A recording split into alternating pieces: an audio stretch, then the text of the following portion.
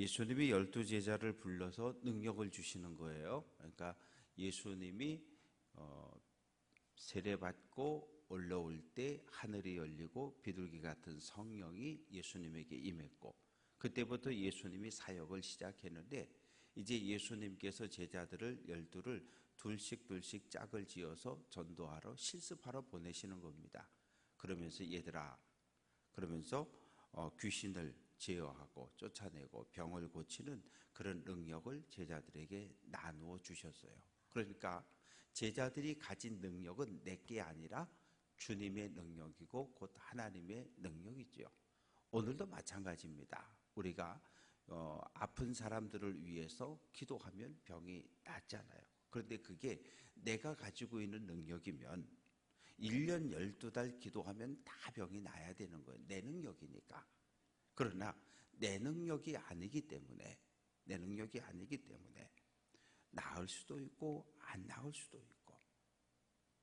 오늘 말씀을 살펴보면 11절 말씀 보면 예수께서 그들을 영접하사 하나님 나라의 일을 이야기하시고 설교하시고 병 고칠 자들은 고치시더라. 아픈 사람이 많이 왔을 텐데 다 고쳤다는 게 아니에요. 병의 낫겠다라고 하는 믿음이 있는 사람들의 병이 치유되었다는 이야기거든요. 예수님의 고향을 방문했을 때도 많은 사람들을 다 고쳐준 게 아니라 그저 몇몇 사람에게만 기적을 행하시고 오셨던 것처럼. 그래서 중요한 것은 나에게 믿음이 있느냐 없느냐의 문제가 중요한 거지.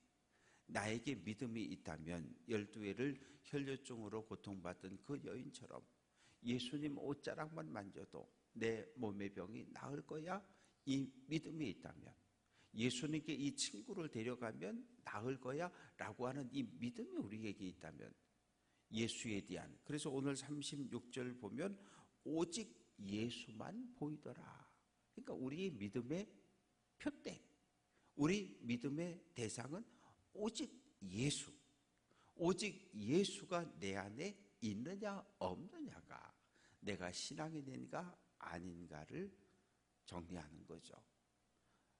예수 믿는다고 이야기는 하는데 수십 년을 직분자로 살아왔는데 여전히 내가 내 인생의 주인으로 살아가는 사람들이 있단 말이에요. 예수 안 믿는 사람들이거든요. 내가 내 인생의 주인이고 내가 내 인생의 왕이라고 하면 나는 예수 안 믿는 사람이 맞는 거예요. 왜? 내가 내 인생의 왕이면 예수님 말씀대로 절대 안 살아요. 내 생각대로 내 경험을 내세워 살아요. 그러나 예수님이 내 인생의 왕임을 날마다 순간마다 고백하는 사람들은 내 생각을 내려놓고 하나님의 뜻이 무엇일까? 하나님의 뜻이 어디에 있을까? 어떻게 하는 것이 하나님의 뜻을 이루는 것일까를 늘 고민하며 기도하게 되어져 있어요. 그래서 오늘 제자들을 보내시면서 병 고치고 귀신 고치는 능력을 주시면서 보냈는데, 얘들아 가면서 이것저것 들고 다니지 말어. 왜냐하면 당시 철학자들이 많이 있었어요. 우리 요즘은 잘 못 보는데 오래전에는 스님들이 이렇게 탁발하러 다니는 거 많이 봤잖아요. 유럽도 마찬가지예요. 철학자들이 주머니를 메고서 탁발하러 다녔단 말이죠. 그래서 이렇게 돈도 뭐 음식도 이렇게 받아가지고 집어넣었단 말이에요. 너희는 그러지 말라는 거예요. 그리고 철학자들이 어느 마을에 갔다가 이 집에서 대접을 받다가 대접이 좀 시원찮은 것 같은데 더 큰 부잣집에서 우리 집으로 오시죠. 그럼 얼른 그 집에 갔단 말이에요. 너희는 그러지 말라는 거예요. 어느 마을에 들어갔을 때 누군가 너희를 영접하거든 그 마을을 떠날 때까지 그 집에 머물면서 복음을 전하라는 거예요. 눈에 보이는 것에 마음을 빼앗겨서 하나님 나라 일하는데 방해물이 되지 않도록 하라고. 그런데 어느 성에 들어갔는데 온 동네 사람들이 다 영접하지 않는다? 그 마을을 떠나라는 거예요. 그런데 그 마을을 떠날 때 신발 벌어서 먼지까지 털털 털고 떠나라는 거예요. 이건 뭐냐 하면 이방인 지역에 갔다가 유대 마을로 들어올 때 유대인들이 했던 행위입니다. 이방인들과의 모든 관계를 털어버리는 거거든요. 마찬가지로 너희가 복음을 전하는데 아무도 영접하고 받아주지 않으면 그 마을을 떠나고 그 마을을 떠나면서 신발에 먼지까지 털털 털면서 이 마을과 관계없음을 선언하고 떠나라는 거예요. 이제 7절부터 9절까지 말씀 속에 보면 헤롯 안디바에게 예수에 대한 보고가 매일매일 들어가는 거예요. 예수가 오늘은 어디에서 뭐 했고 가버나움에서 뭐 했고 뭐 나사렛 가서 뭐 했고 이런 보고가 자꾸 들어가니까 예수? 누구야? 세례 요한은 내가 죽였는데 세례 요한이 다시 살아났나? 아이 그럴 리가 없어. 그러면서 신하들을 불러서 묻는 거예요. 예수가 도대체 누구니?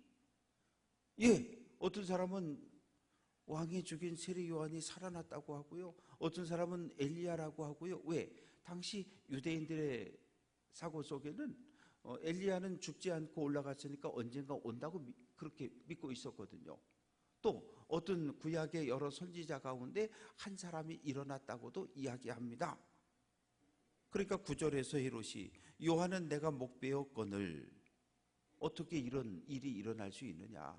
이 헤롯 안디바의 마음에는 세례 요한을 죽였다라고 하는 죄책감에 계속 시달리고 있었던 것을 볼 수 있습니다. 그러면서 예수에 대한 정체가 뭔지 예수가 누군지 궁금해지고 만나보고 싶었던 거죠. 10절부터 17절까지 말씀 속에 베세다로 가셨습니다. 베세다에 많은 사람들이 쫓아왔고 말씀을 전하시고 병을 고치시고 병이 낫기도 하고 그런데 12절 날이 저물어 간다. 유대인들에게 있어서 이른 저녁이 있고 저녁이 있어요. 지금 날이 저물어 간다는 건 이른 저녁입니다. 오후 3시예요. 그리고 오후 6시 해가 넘어가면 그때부터 밤이 되는 거거든요. 그러면 아침부터 말씀을 들었다고 계산을 하면 이제 오후 3시쯤 되면 어떻게 해요? 집에 가야 되잖아요. 하루에 2끼밖에 안 먹는데 이 당시 2끼 먹었거든요. 그럼 집에 가야 되는데 지금 뭘 좀 먹여야 되는데 근데 5,000명이나 남자만 5,000명이 있었다는 거잖아요. 예수님께서 제자들에게 이야기합니다. 이제 제자들의 생각은 뭐냐 하면 선생님 얼른 빵집 식당 문 닫기 전에 마을로 보내서 가서 저녁 먹고 다시 모이든지 집으로 가게 그렇게 하시지요. 아니야 그럴 필요 없어. 13절 너희가 먹을 것을 주어라. 마태, 마가, 누가복음은 예수님 제자들에게 제자들을 향해서 너희가 먹을 것을 주라고 말씀하셔요. 요한복음은 어린아이가 싸운 도시락 이야기가 나오지만 마태, 마가, 누가는 똑같이 제자들에게 너희가 먹을 것을 주어라. 아니 선생님 이렇게 많은데 우리에게 가진 게 없는데 꼴랑 물고기 2마리 떡 5개밖에 없는데 이거 가지고 누구 코에 붙여요? 제자들은 불가능하다는 거예요. 예수님 지금 말씀은 불가능하다는 거예요. 우리가 가진 거 없는데 우리가 어떻게 할 수 있습니까? 그런데 예수님이 제자들에게 요구하는 건 순종입니다. 예수님 말씀에 순종하느냐 없느냐 그게 믿음이에요. 하나님 말씀 아멘 순종하는 것 그게 믿음입니다. 예수님 말씀 아멘 순종하는 것 그게 믿음이에요. 하나님 말씀에 순종 안 하는 거 그거 믿음 없는 거거든요. 그래서 예수님께서 50명씩 앉혀 그리고 떡 5개 물고기 2마리를 들고 축사하는 거예요. 이건 뭐냐면 가장이 집에서 식사할 때 떡을 들고 하나님 앞에 감사의 기도하는 모습하고 똑같은 거예요. 예수님께서 지금 베세다에서 이 5,000명이 넘는 여자와 어린아이 포함하면 15,000 이상 되는 이 많은 사람들을 위해서 이 떡 5개 물고기 2마리를 들고 감사 기도를 한 거예요. 축복 기도한 거예요. 그리고 나눠줘. 그런데 신기한 건 배불리 먹고 17절 먹고 다 배불렀다 12바구니가 남았다. 이 바구니라고 하는 것하고 광주리라고 하는 건 차이가 있어요. 광주리는 사람이 들어가 이렇게 앉을 만한 그래서 다메섹에서 사울이 예루살렘으로 도망쳐 올 때 사람들이 광주리 안에 넣어서 성 밖으로 내려보내잖아요. 바구니는 우리가 꽃바구니, 계란 바구니 이런 작은 것. 그래서 빵을 넣을 수 있는 그런 바구니를 이야기를 합니다. 16절부터 27절까지 말씀 속에 예수님이 이제 제자들과 같이 있어요. 얘들아, 나에 대한 여론조사가 어떠니? 사람들이 나보고 뭐라 그래? 예, 안디바가 죽인 세례 요한이 살아났대요. 엘리야래요. 구약의 여러 선지자 가운데 한 사람이래요. 아, 그렇구나. 여론이 그렇구나. 그래, 그러면 너희는 나를 누구라고 생각하니? 그때 베드로가 손을 딱 들고 하나님의 그리스도이십니다. 하나님의 그리스도, 그리스도라고 하는 건 기름 부음 받은 자, 메시아, 왕이든지 제사장이든지 예언자든지 하나님의 그리스도라고 하는 것은 하나님이 세운 구원자라는 이야기예요. 그런데 예수님은 십자가의 죽음을 통해서 온 인류를 구원하기 위해 오셨는데 지금 베드로는 그냥 제자들도 유대 사람들도 예수님을 정치적인 메시아로, 로마와 싸워서 유대를 해방시킬 메시아로 이해하고 있습니다. 어쨌든 처음 귀신들은 계속해서 예수님을 거룩한 하나님의 아들이라고 고백했는데 지금 베드로는 유대의 왕으로, 정치적인 왕으로 지금 고백을 하고 있는 거죠. 예수님께서 제자들에게 얘들아, 내가 이제 예루살렘 가면 체포당해서 고난당하고 매맞고 그리고 죽을 거야. 그리고 사흘 만에 다시 살아난다. 제자들에게 처음 말씀을 하십니다. 그러면서 24절 누구든지 제 목숨을 구원하고자 하면 잃을 것이요 누구든지 나를 위하여 제 목숨을 잃으면 구원하리라. 신앙, 하나님을 위해서 내 목숨을 희생하면 사는 것이고 하나님의 말씀 버리고 자기 멋대로 내 생각대로 살면 결국은 죽는다는 거예요. 그러면서 예수님께서는 예수님은 23절에서 제 십자가를 지고 나를 따르라 날마다. 예수님은 제자들에게 나를 따르라 나를 따르라 그렇게 말씀하셔요. 그런데 하루만 아니 날마다. 우리들 마찬가지예요. 날마다 나에게 주어진 나의 십자가를 쥐고 예수님의 뒤를 따라서 어디까지? 하나님의 나라까지 가는 것. 이것이 신앙생활의 끝이 됩니다. 그리고 이제 예수님께서 말씀하시기를 27절 말씀 보면 내가 참으로 너희에게 이르노니 여기 서 있는 사람 중에 죽기 전에 하나님의 나라를 볼 자들도 있느니라. 그러니까 이런 말씀을 통해서 예수님의 제자들은 예수님이 곧 온다고 생각을 했다는 거예요. 그래서 하늘로 가셨지만 우리가 살아있을 때 올 수도 있다고 그렇게 생각을 했던 거죠. 28절부터 36절까지 말씀 속에 8일쯤 지나고 예수님께서 베드로, 야고보, 요한 세 제자를 데리고 나중에는 변화산이라고 불리워졌는데 아마 학자들은 다볼산이었을 것이다 그렇게 많이 추측하는데 그 올라가셨어요. 예수님 올라가셔서 기도합니다. 제자들은 뭐 하고 있어요? 32절 베드로와 함께 있는 자들이 깊이 졸다가 예수님은 기도하셨고 제자들은 졸고 잤어요. 똑같아요. 예배당도 마찬가지예요. 똑같이 예배당에 앉아 있지만 자고 조는 사람이 있고 정신을 바짝 차리고 말씀을 듣는 사람이 있고 눈을 뜨고 정신을 차리긴 했는데 머릿속에서는 딴 생각이 막 그냥 지구를 몇 바퀴 도는 이런 생각들을 하고 있는 분들도 있고 다 달라요. 똑같은 현장에 있지만 예수님은 깨어 기도하셨고 제자들은 깊이 잤어요. 비몽사몽간에 눈을 떴는데 누가 나타났어요? 모세, 엘리야. 모세는 율법을 대표하고 엘리야는 선지자를 대표합니다. 공통점은 무엇입니까?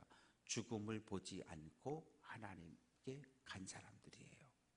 그래서 유대인들은 모세도 엘리야도 다시 온다고 믿고 있었던 거죠. 31절 예수님과 이야기를 주고받는데 비몽사몽간에 들어보니까 예수님이 이제 예루살렘 가면 잡혀서 십자가에 죽을 거고 장례가 어떻게 진행될 거고 이런 이야기를 서로 주고받고 있는 거죠. 그러다가 33절 모세와 엘리야가 떠나려고 그래요. 그때 베드로가 소리를 치는 겁니다. 주여, 우리가 여기 있읍시다. 초막셋을 집시다. 여기다 텐트 3개 칠 테니까 하나는 예수님 거, 하나는 모세 거, 하나는 엘리야 거. 산 아래 내려가지 말고 그냥 이 산꼭대기 여기서 살자는 거죠. 은혜 받았을 때, 기도원에 갔다가 큰 은혜를 경험했을 때 집에 오고 싶던가요? 안 오고 싶어요.